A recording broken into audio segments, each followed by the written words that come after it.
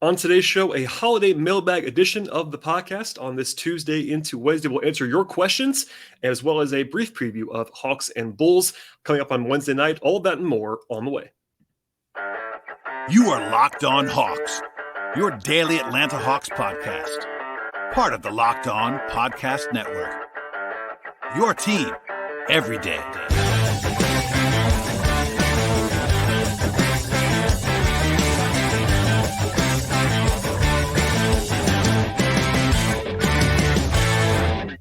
Hello, friends. Welcome to episode 1373 of the Locked On Hawks podcast.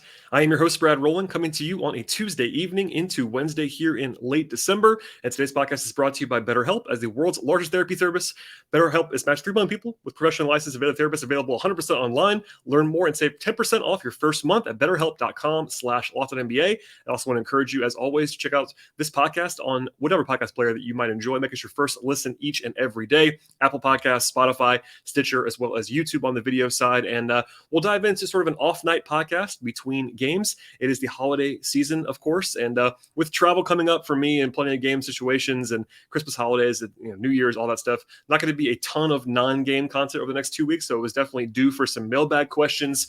And for the most part, this episode should be relatively fresh for you. I am going to do a little bit of timely content at the very, very top of the show with a preview of Hawks Bulls, because I'm recording this on Tuesday evening. The Hawks host the Bulls on Wednesday, but then after that, the rest of the show should be relatively fresh. If you want to sort of save this one, listen to it over the holidays, etc., and plenty of stuff to get to on this podcast. But here we are, Tuesday into Wednesday, and that will sort of inform the rest of this episode. First, though, a Bulls preview. The Bulls actually won tonight. They're on a back-to-back as they travel to Atlanta from Miami on Tuesday, but they've been scuffling pretty badly coming into that game against Miami.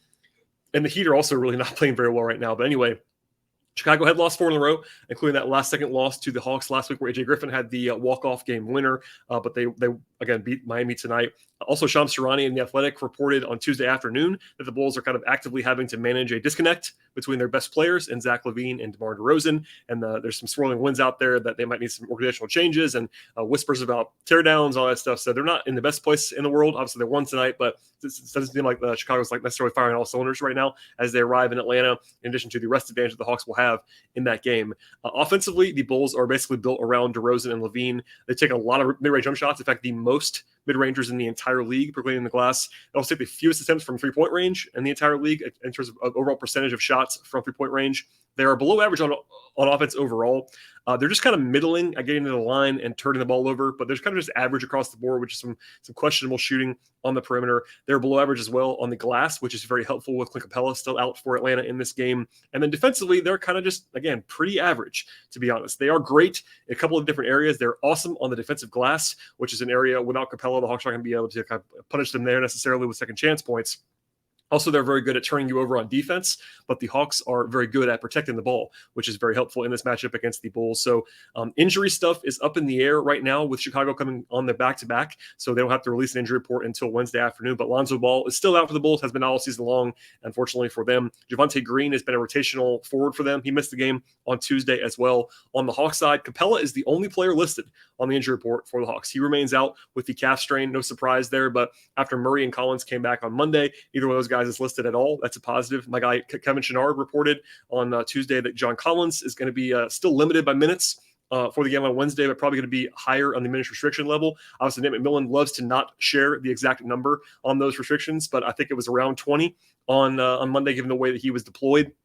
So we'll see if they start small again. This is a different matchup than the previous one, where the Bulls have a true sort of a back-to-the-basket center in Nikola Vucevic. It would not surprise me if they went back to Okongwu in this game, but we'll see how they all go there, whether Collins plays exclusively at the 5, as he did on Monday. But generally speaking, this is a good matchup for the Hawks. They just beat the Bulls, of course, but even beyond that, Atlanta has the rest advantage. No travel with a full day off on Tuesday. They had a brief practice, but still they were around the city, whereas the Bulls, again, were in action tonight, have to travel overnight from Miami to Atlanta, and the Hawks have home court. So our friends at BetOnline, as of Tuesday evening, make the Hawks a 7-point favorite. That's obviously a smaller number than the Orlando game was on Monday, but still a situation where the Hawks, if they play even a B-plus game, should win. We'll see if they're able to do that. Nothing is ever assured in the NBA, but that's all I have on the Hawks and Bulls. But that game's coming up Wednesday, and of course, we'll have a new podcast after that game is over on this same podcast feed, wherever you get your podcasts. All right, from here, We'll get into some mailbag questions, then we'll sort of bounce around just as a preview of what we're going to talk about today on the show. A couple of questions about AJ Griffin. I got some stuff about the trade rumor market. So it's been a little while since I've talked about rumors, and I use rumors very loosely on the trade stuff. And then we'll get into kind of all of what was asked of me, even some Christmas stuff at the very, very end of the podcast. So first question today comes from Ted, who says, how many players on this year's Hawks team have performed above your expectations for this season only? Good question here. I think the short answer is probably only 2, which is not great necessarily. I think those guys who have performed above expectations for me anyway are Clint Capella and AJ Griffin. I think there are guys who have played up to their level, or at least something close to their level. I think DeAndre Hunter has been in that group of kind of what I expected this year. DeJounte Murray has been pretty much what I expected for the most part. I think John Collins is like on the line between meeting and a little bit falling short. I think defensively he's been really good, but offensively, obviously the missed shots on the perimeter make him a little bit maybe below that level. I think Jalen Johnson's kind of what I thought he was going to be, at least overall this year, as kind of a fringe rotation guy. Aaron Holiday probably there as well. And there's obviously some guys below that level. I think Trae Young definitely has been below his normal level this season. I think Okongwu has been a little bit below what I thought he would be this year so far. Collins, again, kind of either way with either meeting or falling below. And then Justin Holiday, I would also put below the line on that level as well. But as far as like going above expectations, I think even with my expectations being pretty high for Capella, as they definitely always are, I've always been very high on Clint and his impact. I think he's been very good this year.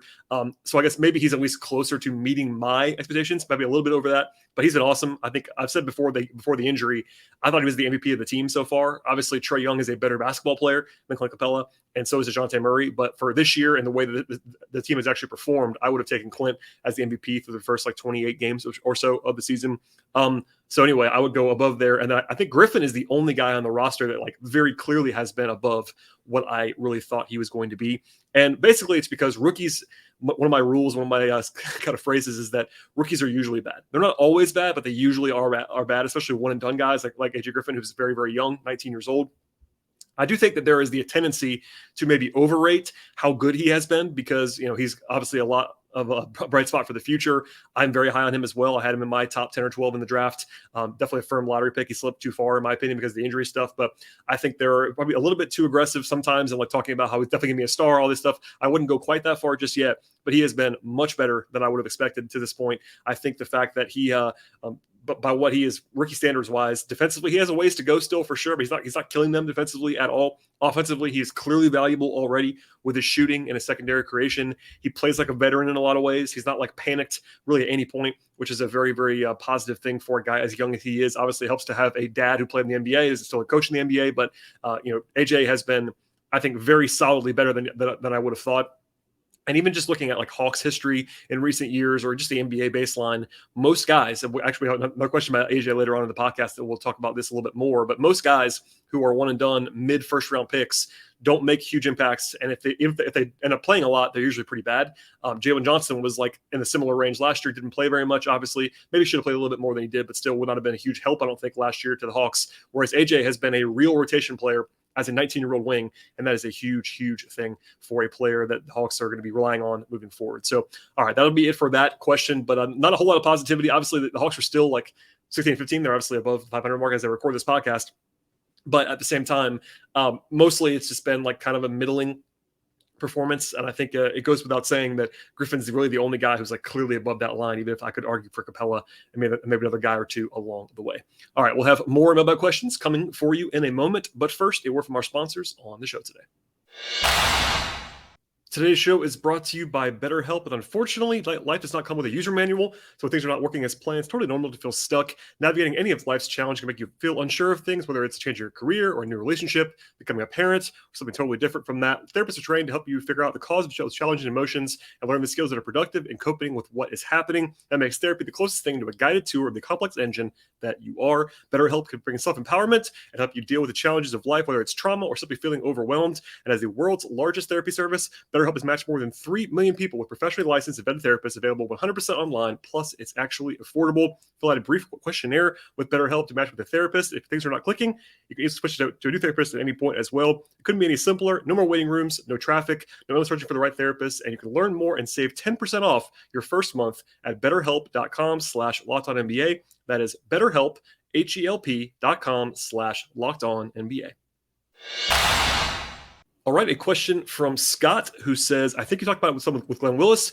Can you project what the rotation would be for a playoff game right now if everyone was healthy? This is not my friend Scott Coleman, who I co-host the Battery Power podcast with. I don't think. At least he's under a pseudonym of some sort. But thank you for the question, Scott.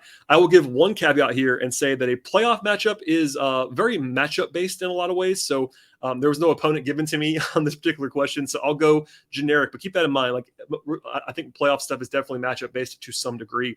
There are some locks, of course, when it comes to really putting this rotation together if everybody's healthy. I think there are really 7.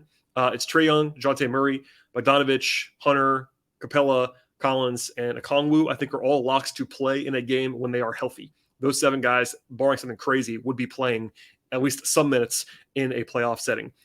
Theoretically, the Hawks can probably play a whole game with those 7.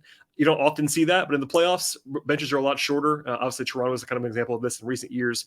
I do believe, though, that the Hawks would play at least 8, probably 9 guys, because Nate McMillan likes to go deeper than I probably would at certain levels of the postseason so far. Number 8 for me would be Griffin, I think, on this list, because number 1, he's a perimeter guy, the shooting, all that stuff. The only way that he wouldn't play is if he just showed that he couldn't play, he couldn't be on the floor defensively. But I think it would take a little bit of time for the Hawks to just decide that. And obviously, I think he'd be all right in the setting. I don't think he'd probably play a ton in a playoff series if everybody was healthy, but AJ would be at least part of the rotation at this point, which again is a huge positive, by the way. The fact that he's even on this list in the top 8 or 9 is a good sign for his future. And then sort of, if you want to go to 9, I think either Aaron Holiday or Jalen Johnson would be the 9th guy on this list, depending on matchups. If you needed somebody to guard a perimeter guy who's more of a guard size player, Aaron Holiday is a good pest at doing that. And Jalen Johnson gives them more size, of course.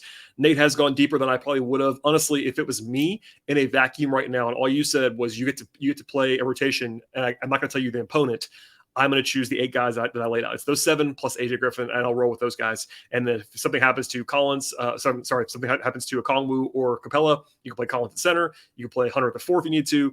Bogey can play a little bit 4 if he has to fake it because of his strength, etc. I would go just kind of with that. Obviously, there's a little bit of depth beyond that with Aaron or Jalen Johnson, or maybe even Trent Forrest if you want to kind of just throw a curveball there with more size than Aaron Holiday. But basically what you want to do in the playoffs is minimize weaknesses.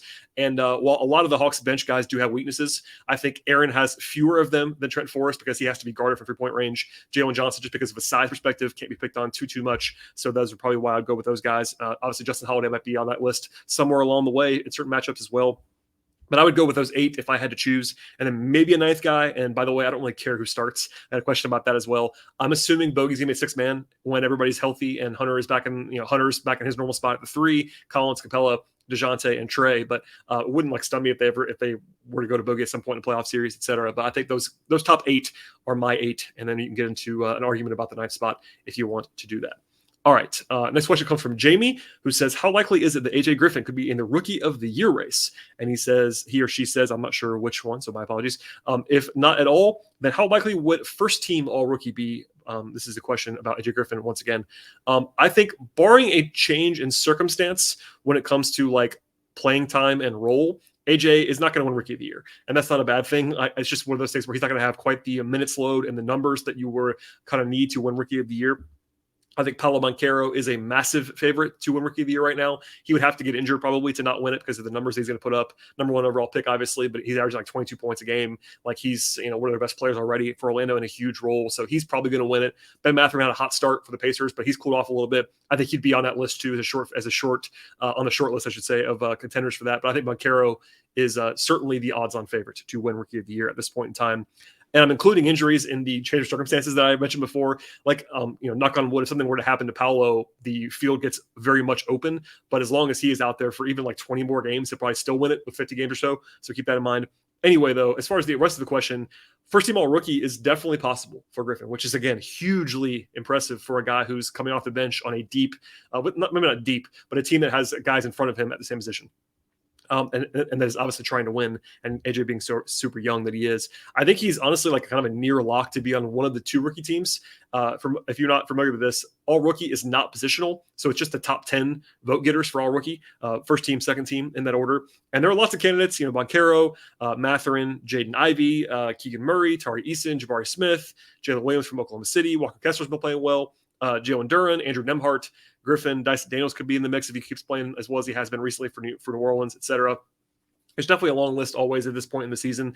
Jaden Ivey is a guy who's third in scoring among rookies, but as I always say, rookie point guards especially are not usually very good, and he's not been very good this year despite his scoring numbers. And the advanced metrics don't like him very much. Jabari Smith's been struggling a little bit by his lofty top 3 draft standards, but Griffin has really one of the better offensive profiles efficiency wise, up there with Boncaro and Kessler and Eason and Mathurin.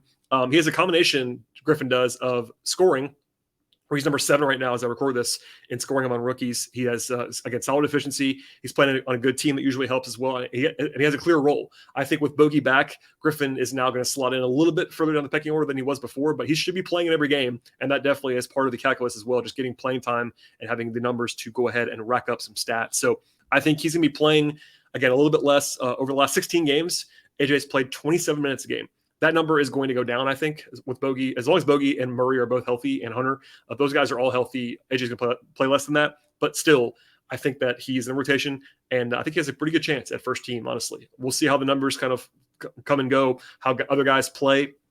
But my hedge here is that he could finish as high as like 3rd or 4th maybe on Rookie of the Year ballots if he plays really well and keeps it and stays in rotation and plays a lot of minutes.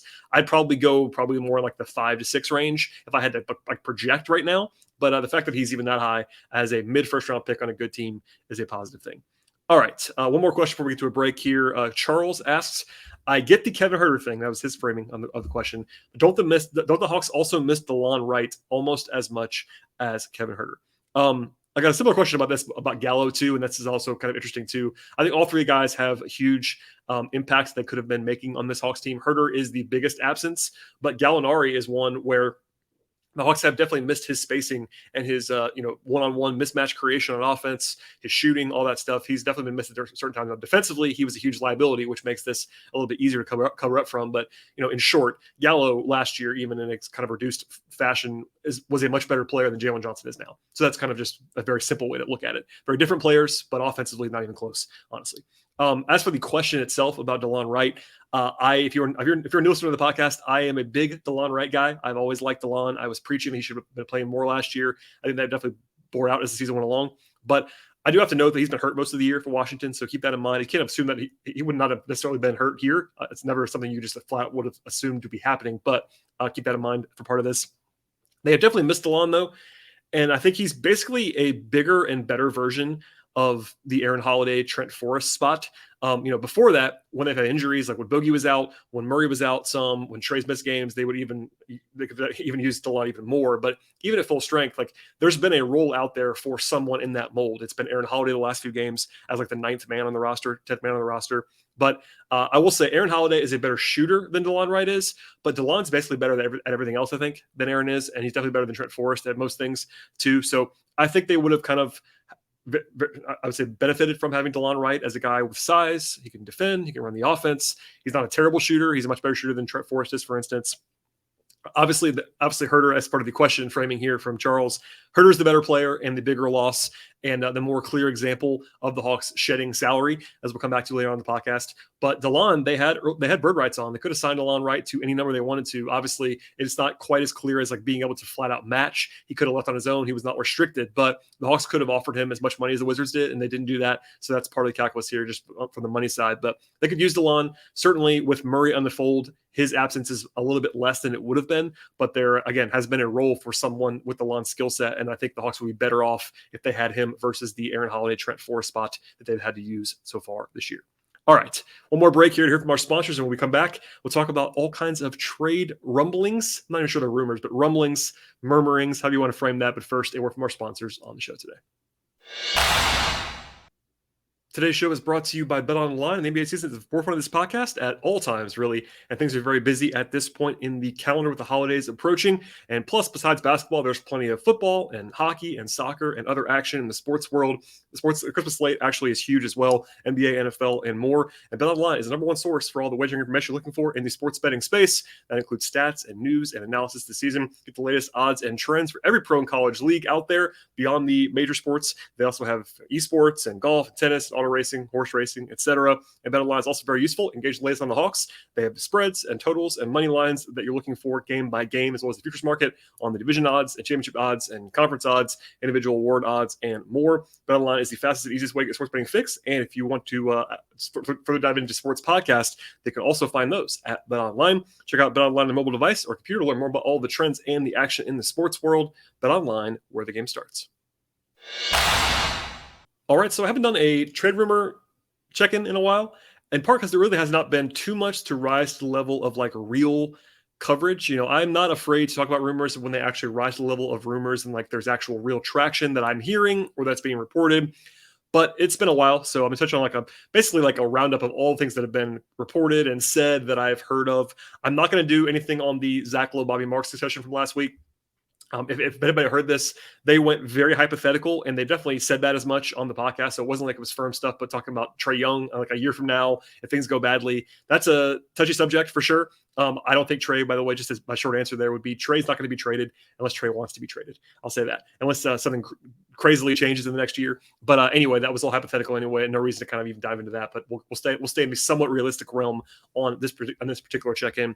Obviously, the majority of the rumblings in the last few weeks have been about John Collins. That's kind of been the Groundhog Day of the last couple of years. I talked at length about the first wave of those rumors when Shams Charania wrote the column a couple weeks ago. First, from there, though, John Gambadoro in Phoenix reported with some pretty clear vigor that the Suns did not have interest in John Collins. He had been floated to them. That local reporting angle can be tricky to parse, but he's usually plugged in around Phoenix ownership and leadership. So that's something. Phoenix, by the way, is going to be apparently sold. So that could be a changing of the guard for the Suns. Could change things a lot, honestly. But anyway, that's from a few weeks ago at this point in time. Also, Mark Stein has written about John Collins. Mark Stein's a very credible national reporter. Confirmed some interest from the Jazz on Collins. He did say that, quote, no clear-cut destination for Collins has emerged, but his exit from the Hawks, after being mentioned in Collins trade scenarios for the last few seasons, has never seemed more inevitable, end quote. That's a few weeks old. Obviously, he did talk about that being the same over the summer. I was in the same place as Stein at that point in time, but he was the first person that I've seen report, at least publicly, that they got close with the Kings over the summer. That's notable. I heard kind of the same thing, not quite as far as Stein did, but there's still like all kinds of sourcing. He talked about there being momentum on all sides to find a deal for Collins. He's definitely, one of the guys that people are sort of framing as one of the most likely prominent players to be traded. He's obviously been hurt in between now and then. The Hawks have kind of been like in the middle around the team as far as the standings are concerned. Collins has played fine. I think he's played good defensively. The shooting has not been what it's supposed to be so far this year. But it's kind of a holding pattern. And I think people were a little bit jazzed up about that first Shams column because it was such a like, all right, here we go again thing. But generally, trades like that are not like imminent, guys try to force themselves out, et cetera, don't usually happen in December. It's usually a little bit later. Could happen, but we'll see. A few people have kind of talked about and asked me about like what the on all sides bit meant from Mark Stein when he said momentum is building on all sides to follow through on finding a new home for Collins. To my knowledge, Collins has never actually like asked/requested a trade. But the best I can tell is that his camp is probably open to a deal now after basically 3 years of rumors. It's kind of hard to blame him for that. Obviously, if you're a Hawks fan, you probably don't love to hear that. But I think that if you put yourself in the guy's shoes, if you're on the block for literally 2.5, 3 years straight, you're probably at least more open to being okay with a deal than you probably would have been a couple of years ago. But anyway, that's not quite the same as actually asking out. Like with Cam Reddish, he asked out, and the Hawks still waited a long time before trading him. But that's a little bit different situation. And look, Collins might have asked out. I'm not sure, but no one has reported that, and I've not heard that. So that's an important distinction to make at this point in time. Jake Fisher, now of Yahoo Sports, shouts to Jake. He also reported that the Jazz have that interest in John Collins, and it's actually a real interest. He did say that the likelihood of Collins going to the Jazz right now is pretty low. The Hawks did talk to the Jazz about Lauri Markkanen, but that did not go anywhere basically at this point in time. Jake talks about Phoenix as a potential team. Beyond the Collins thing, he talked about keeping an eye on both Bogey and Justin Holiday. I don't think Holiday has a ton of value, but with Bogey back and Griffin emerging, he's an expiring contract. So if a team wanted to go out and just add a piece, that wouldn't stun me either. Earlier this month, also, Shams wrote that, quote, several teams are in the Collins market. That includes Utah and Washington and Brooklyn and Dallas. He said the Hawks, by the way, have not shown interest in Joe Harris. And a deal with Brooklyn kind of has to include Joe Harris for just money reasons, unless it's Ben Simmons, which I can't imagine happening. And that would be kind of the logical way to do that. So if they don't want Harris, then that's basically a deal stopper. I would not be interested in that kind of deal. I do like Joe Harris, but he's not as good as John Collins, and the Hawks kind of have not that you can have too many wings, but the Hawks probably have enough of the maybe defense challenged shooting wings right now with Bogey and Griffin already on board. Also, there in Sham's column, he said there does not appear to be traction on a potential framework around Collins and Kyle Kuzma. That's been a popular idea with the Hawks and Wizards. Nothing close there at this point in time. And then Jake Fisher added Indiana to the mix as a potential shooter. He said that the sources are telling him that Pacers have told Inquirer that they're actually searching for a power forward to join their rebuilding effort. That, of course, centers around Tyrese Halliburton and Ben Mathurin. And here's the big thing for me with Indiana. Jake reported that Indiana has suggested to opposing front offices that the Pacers are looking to potentially extend Miles Turner. That makes a lot of sense for Indiana if they were to keep Turner. I'm not going to go down the rabbit hole there, but basically Collins and Turner are a very good fit on paper because Turner is at least adept at being a more of a pick and pop guy, whereas Collins could be the roll man. Also, you pair Collins with a guy who can protect the rim next to him. That's a great matchup, a great sort of pairing in a vacuum. This is not a Pacers podcast, but if Indiana were to keep Turner, that interest makes sense. Now, getting to a deal that makes sense for the Hawks is more of a challenge. Chris Duarte is a guy that could be available for the Pacers, but despite being in a recent draft class, Chris Duarte is older than John Collins, which is kind of funny, but it's actually true. I double-checked. Chris Duarte is older than John Collins, which is kind of funny. Anyway, same piece, by the way, from Jake. Last thing on Collins for now is that Jake wrote about a 3-team concept with the Hawks, Suns, and Jazz. There was at least discussed with Utah getting Collins and the Hawks getting Jake Crowder, but that appears to be, quote, an expired idea, end quote, for right now. So long story short, with Collins, nothing has risen to the level of me thinking it's like really serious. I think he is definitely available. The Hawks are at least taking calls and probably making calls on him. I think that my general thought is like it should surprise no one if he's traded before February, but I think if it happens, it'll be a little bit closer to the deadline. And obviously the Hawks want a lot of information because if Atlanta's playing well, it's harder to trade him. If the Hawks are still hovering around 500, maybe a little bit easier to make that deal if they want to kind of build or retool on the fly for the future. Elsewhere on the trade front, before we get out of here, Bogdanovich came up a couple different times, actually, in the last couple of months. This is before he came back and played for the most part, but Kevin O'Connor reported that Bogey is a potential target of the Suns. Presumably, Phoenix would be trying to send Jay Crowder back to Atlanta in a deal for Bogey. But the Hawks might not have interest in keeping Bogey around at the number that he has. We'll come back to in a second. But that's an interesting thought bubble. I'm not sure if it was like based on solid like intel, but we'll see on that. And then Mike Scotto of Hoops Hype reported.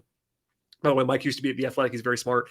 He reported that rival executives, I'm reading this now from Mike, believe the Hawks will likely have to part with either Collins, Bogdanovich, or Capella for tax concerns. Now, I have said this on the podcast before and mentioned it either in conversations or mailbags or whatever, this exact same sentiment. But unfortunately, it does seem like from all the stuff behind the scenes, the Hawks are not necessarily going to be eager to pay the tax next year either. Now, I'm not as firm about this as I was last year, where I was directly hearing, and I'm still hearing the Hawks are not going to be paying the tax this year. I was hearing that over the summer. I said as much. I was right about that to this point. The Hawks did not want to pay the tax. They obviously made moves to cut money with the express desire to avoid the tax this year. Now that could change for next year. I'm not as firm about that in what I am actually reporting and telling you on my end. But as for Mike's reporting here, it does make sense if the Hawks were to try to deduct the tax for next year that they kind of have to trade one of Collins, Bogey, or Capella, or do something even bigger than that. So essentially, if Bogey opts into his player option, we'll have much more on this in the future, but just for the rough numbers right now, if Bogey were to opt in next year, it's $18 million. If he's on the roster, the Hawks are basically already at the luxury tax line with 9 players under contract.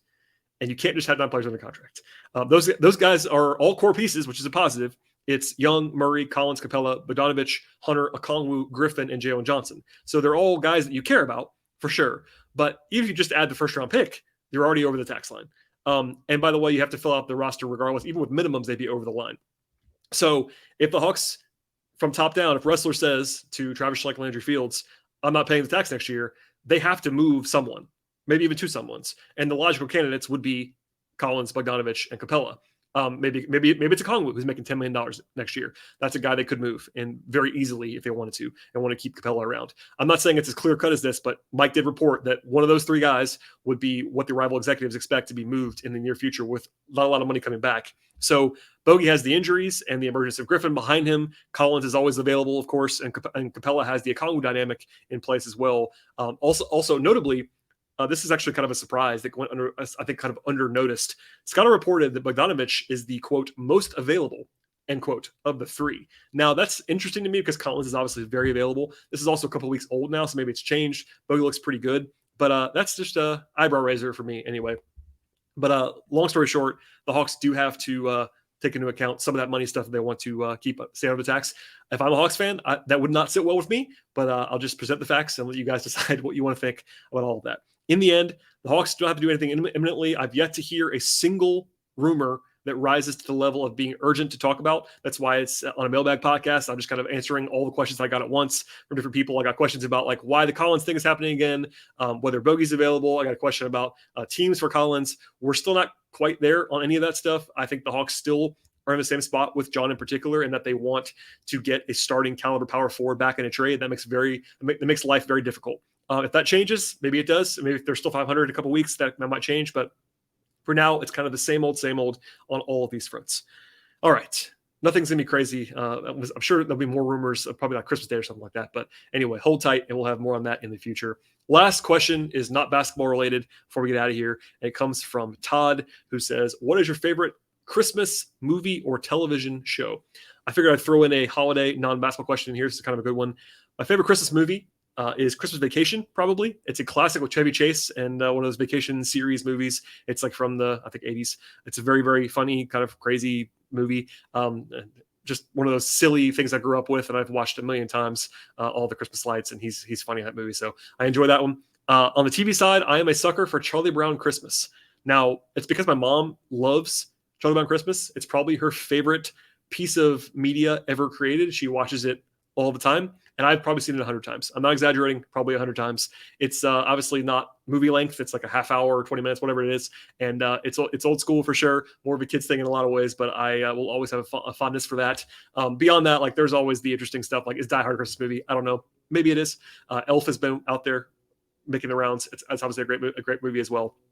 But Christmas movies, not generally my genre. There's the whole like Hallmark Lifetime apparatus where there's like 100 movies a year now made for Christmas. That's pretty crazy to me. But anyway, I will go with Christmas Vacation, and I will take your suggestions if you have other things that I should be watching during Christmas. But basically, I have to watch a lot of sports. Christmas is now a day with 5 NBA games every year, and now the NFL is getting in on the action with 3 games on Sunday. So it's going to be very, very busy in the next week or so. I'm traveling, so keep that in mind as well. But we'll have full coverage of everything on this podcast as always. And I definitely invite you to subscribe to the show. It's a great time of year to be sharing about the podcast. People will be driving their cars or flying on planes or whatever.